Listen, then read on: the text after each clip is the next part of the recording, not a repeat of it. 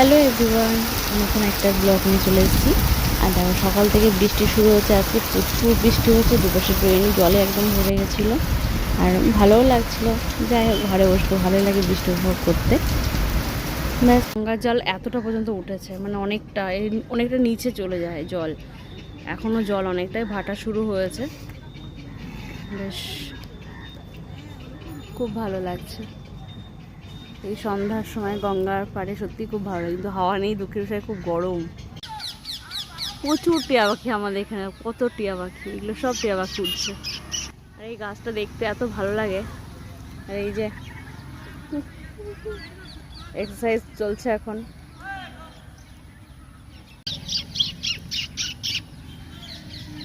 প্রচুর টিয়া পাখি, এত টিয়া পাখি আমাদের এখানে গাছে সব। আস্তে আবার আসছে, কত সুন্দর ডাকছে।